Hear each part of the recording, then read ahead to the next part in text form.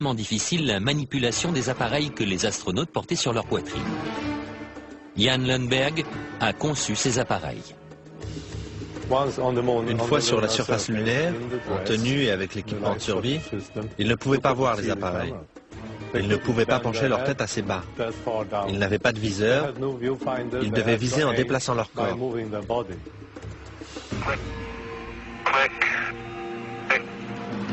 Si les appareils étaient si difficiles à manipuler, comment des milliers de photos ont-elles pu être prises avec une clarté cristalline et un cadrage précis? En apparence, ces photos prises sur la Lune sont absolument parfaites. Mais en les examinant de plus près, Kaysing a fini par découvrir certains défauts. Des erreurs malheureuses ont été commises qu'aujourd'hui on commence à découvrir. Principal problème, l'éclairage.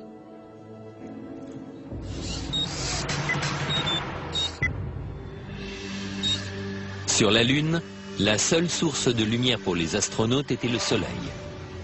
Ils n'avaient pas d'éclairage supplémentaire, pas de flash, rien de ce genre.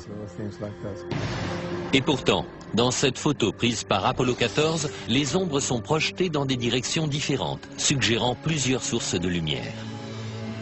Les ombres des rochers au premier plan auraient dû s'étendre d'est en ouest, comme l'ombre du Lemme. Dans cette photo prise par Apollo 17, les ombres s'étendent aussi dans des directions différentes. Normalement, dans la lumière du Soleil, les ombres sont toujours parallèles les unes aux autres. Elles ne se coupent jamais. Les partisans de la thèse du complot disent que ce ne sont pas seulement les ombres qui révèlent l'utilisation de lumières artificielles, mais aussi ce qui a été photographié dans les ombres. Prenons un exemple. Voici un astronaute qui descend dans l'ombre imposante du module lunaire. Et pourtant, son corps entier est toujours visible. Comment se fait-il qu'il ne soit pas drapé d'obscurité? Voici la même manœuvre lors d'une autre mission Apollo. Ici aussi, l'astronaute est fortement éclairé dans ce qui est de toute évidence une ombre obscure. Et dans cette image-ci, le Soleil est juste derrière l'astronaute, le contour de sa silhouette devrait être imprécis, et pourtant, on reconnaît les moindres détails de son costume. On dirait qu'il est sous un projecteur. Je ne peux pas l'expliquer. Ça m'échappe. Et pour finir, dans cette image où le Soleil est derrière le module lunaire, l'avant du vaisseau est clairement visible. Les mots « United States » sont clairs et nets. Comment ces images à contre-jour peuvent-elles être si précises? Parce qu'il y a plus d'une source de lumière, ce qui veut dire qu'ils ne sont pas sur la Lune. Mais la NASA réfute tous ces arguments. On conteste beaucoup l'authenticité des photos prises par Apollo. Et les objections sont si nombreuses que ce serait une vraie perte de temps de répondre à chacune d'entre elles. Mais ce n'est pas tout. Pourquoi certaines de ces images, prises à des moments différents et en des endroits différents, présentent-elles un arrière-plan identique? Ces deux photos semblent avoir les mêmes montagnes pour toile de fond. Et pourtant, le module lunaire n'est présent que sur l'une d'entre elles. Ce qui est tout simplement impossible puisque le LEM ne s'est jamais déplacé et que sa base est restée sur la Lune.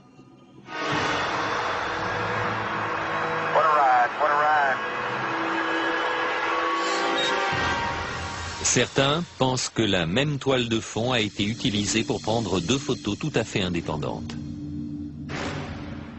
Les mêmes incohérences apparaissent dans la vidéo.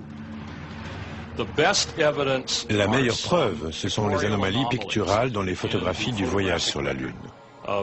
Dans l'une des photos d'Apollo 16, on a la même vue de la même colline à 2 jours d'intervalle.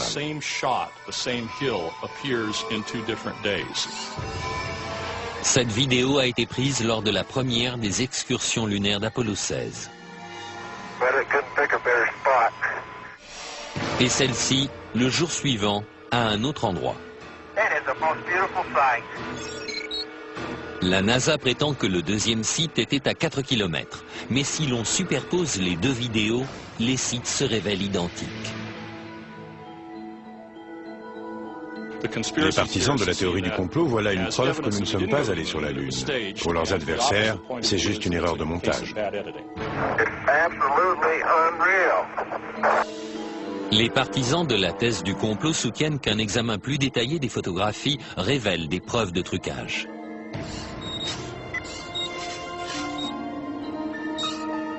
Des croix étaient gravées dans les appareils photo, afin de repérer le haut de chaque image. Mais dans cette photo, le repère est derrière le patrouilleur lunaire. C'est impossible. Ça ne peut être que le résultat d'une manipulation technique. Et sur cette photo d'Apollo 11, le matériel au premier plan recouvre la croix.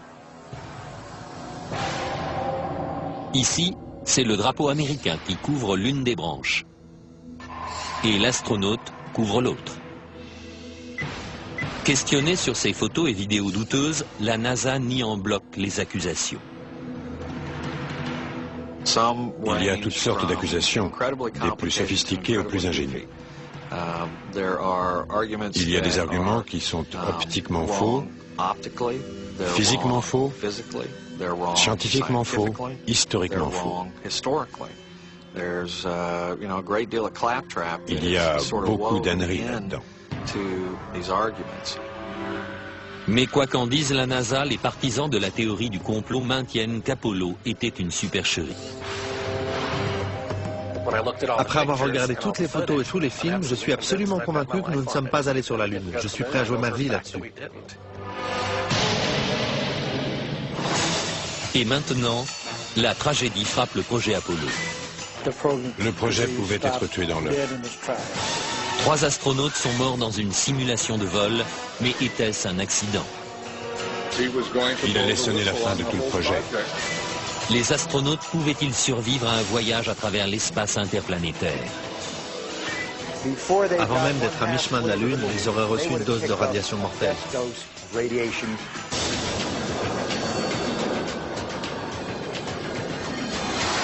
S'il y a vraiment eu complot, comment la NASA a-t-elle pu organiser une aussi vaste supercherie sans que quelqu'un ne tire la sonnette d'alarme de l'intérieur?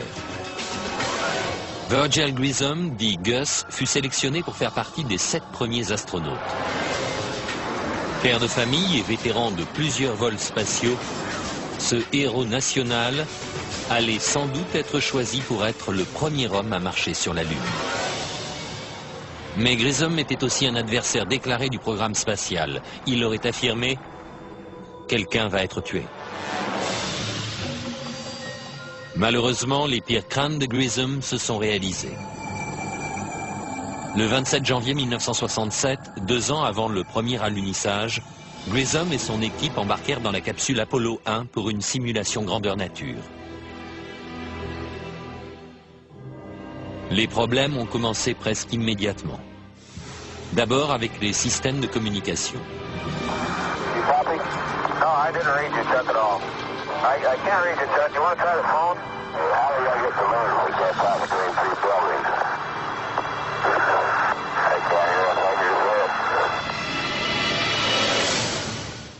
Tout d'un coup, la capsule s'enflamme avec les astronautes enfermés à l'intérieur.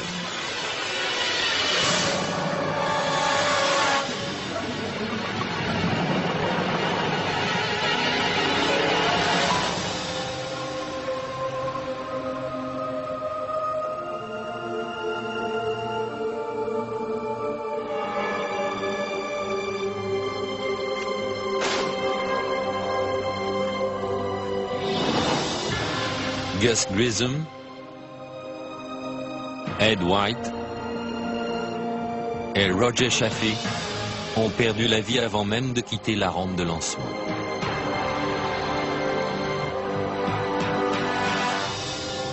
La famille de Gus Grissom pense que l'incendie d'Apollo 1 n'était pas un accident. Je crois que c'était un sabotage volontaire. Je me demande encore ce qu'on a découvert au cours de l'enquête sur l'accident et ce qu'on en a fait, si la CIA était impliquée, ou le FBI, ou d'autres. Mais je sais que c'était volontaire. La famille de Grissom ne sait pas qui est responsable de sa mort ni pourquoi ça s'est passé. Mais ils disent que la NASA est au courant. Vous savez, Gus a donné sa vie pour ce programme et je pense que c'est à la NASA de nous donner une réponse directe sur ce qui s'est vraiment passé. Gus Grissom et les astronautes d'Apollo 1 furent-ils les victimes d'un accident tragique Ou les a-t-on volontairement réduits au silence parce qu'ils en savaient trop? On ne le saura peut-être